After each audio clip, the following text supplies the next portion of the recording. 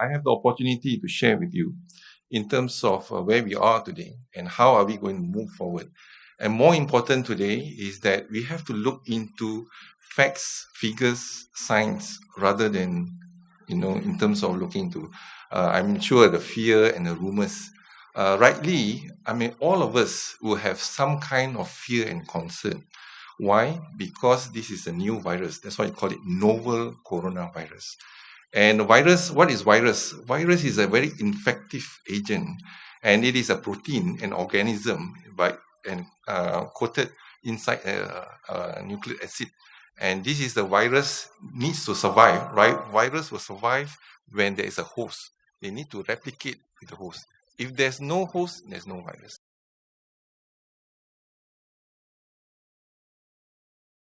And today we are looking into not only the virus, but also the viral. Today we are not only facing with the virus, but equally important is the viral in the social media.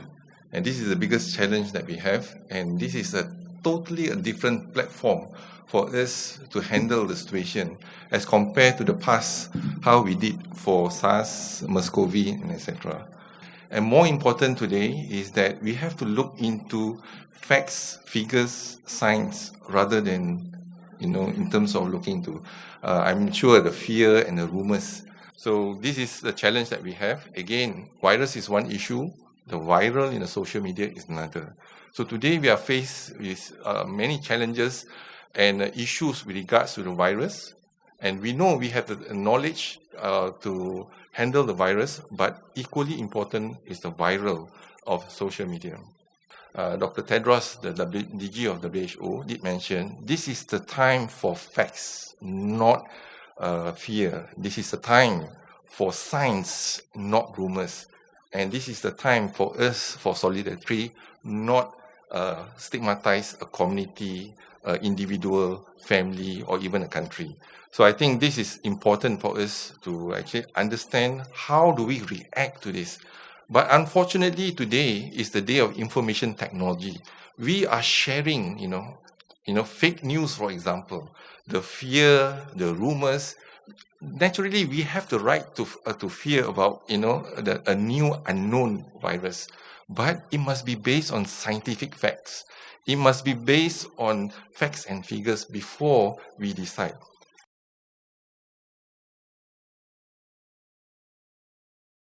So out of almost 600 cases, only 18 cases positive. So which means we don't call this the outbreak yet. This is not an outbreak in Malaysia. Maybe in China, yes, an outbreak, but in Malaysia, it's not. We call it as cluster. There's a cluster of a patient that's involved, and a majority of them, 12 of them from Wuhan. 12 of them, one from Guangzhou and Malaysia, and the rest from Malaysia, who have been to have contact or even been to China, for example. And when we have the humanitarian mission, bringing back 107 of Malaysian, and we screen them thoroughly because they are from Wuhan, and 2 of them were noted to be positive. So this is where we are very thorough in terms of screening. And we also work with interagency. Today, health sector every sector is indeed a health sector. So we work closely as a team to look with the immigration in terms of with the airports and get our preparedness all ready. And so when we look into the scanners, most common symptoms, I've shared with you earlier, is the fever. So we do know that sometimes because of incubation period, sometimes they are asymptomatic, but majority of them can be detected with a scanner. So at the moment, before the outbreak, we have 54 scanners functioning without any issues in 35 of our entry ports. International entry ports. Now we have added another 26. So in total, we have 80 scanners now in place in the major international entry ports. And hopefully by doing so, we can actually detect. So in the phases, you look into Singapore, they have a color code, for example, green, yellow, orange, and red. So we look into this as well, but we do not have color code, but we have numbers. For example, level 1. Level 1 is basically alertness and for us to inform the public how to be aware of the disease and etc. Then we have level 2, early containment. That means this is what we are seeing. We are still in the level 2, whereby there's no outbreak. We can contain, we can identify the patient. We can actually identify the contact tracing. Those who have contact with the positive patient, we can contain them. And those in PUI, for example, patient under investigation, we can actually identify them and we isolate them. So we are still at that phase. There's actually rumors saying it's airborne, saying it's actually from droplets, saying from oral fecal transmission as well. And the incubation period range from 7 days to 24 days. Actually, we do not have the answers because this is a new virus. So we also stand guided by World Health Organization to give us the standard. Now today, World Health Organization isolation is 14 days. So there's a report saying 24 days. What about there's another report? So we have to look into the evidence and be guided by World Health Organization so there is a standardization across.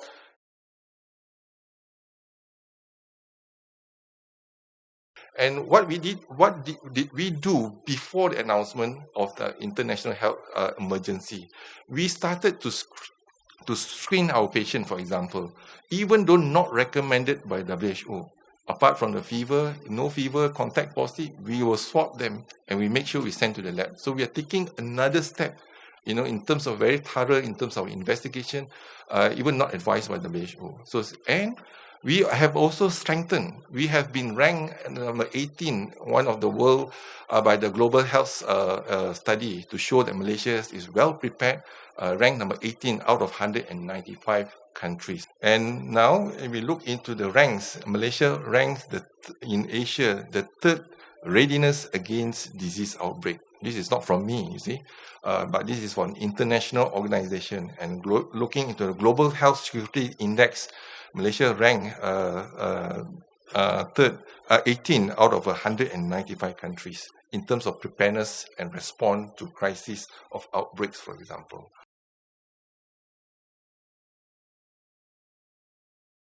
There is a lot of mistrust at the moment.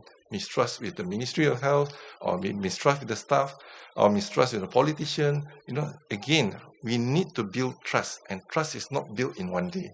So these are some of the records that we have, and we are sharing our records to build the confidence what we are doing. And we advise the government accordingly based on facts and figures. So fake news, as I said, this is the biggest challenge, and this is a new experience for us, even in WHO.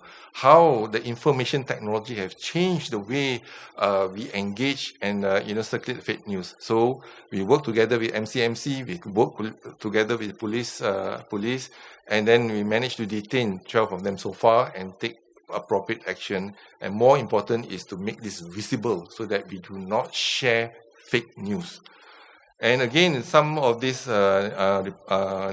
newspaper cutting or even reporting coronavirus, WHO chief warns against the trolls and conspiracy theories and etc. A lot of theories coming in, and again, we have to verify the news before we share. So it is the responsibility of each and every one of us here not to share fake news. And even if you are not sure of the news, do not share, because what you are doing is you're creating public panic, for example. Once the public mass panic, then you have a panic in buying and etc. So you have seen this in Hong Kong and perhaps in Singapore as well. Now they are crossing over. So we are, the effect is also in Johor Bahru in terms of the speed in frenzy in buying and etc.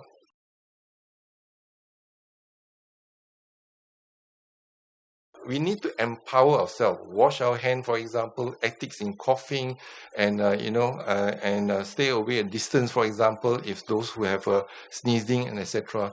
The business community. So this is important. Decision is being made based on facts again. So today, although we are prepared for the worst, but we hope for the best. But the worst is we are not facing the worst times yet. Maybe we are not sure, maybe we improve. But at the moment, it's not necessary for us to take action more than what is needed.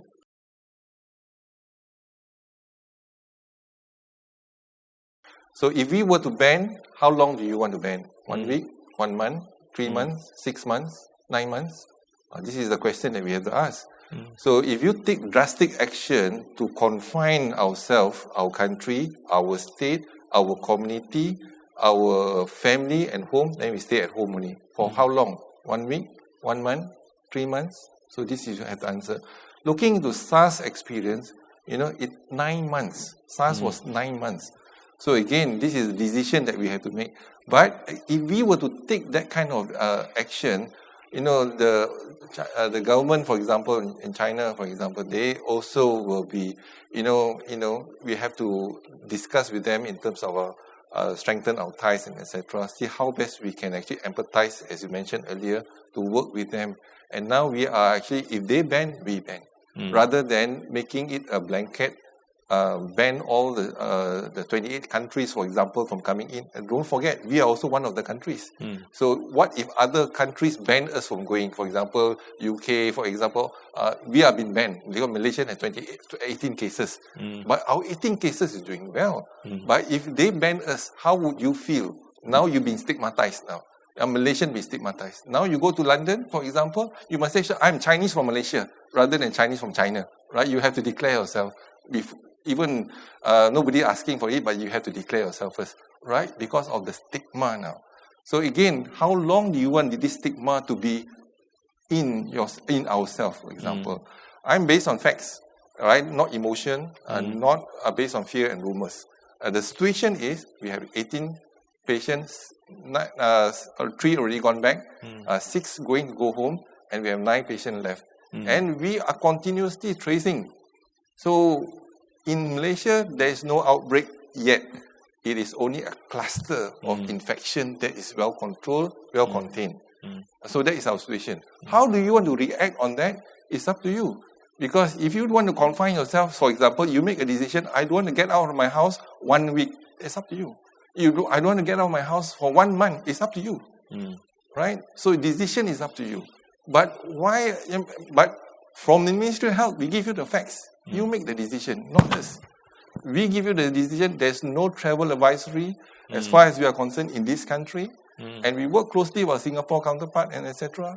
And make sure that everything is in order. But the decision ultimately is on. You have to make that decision.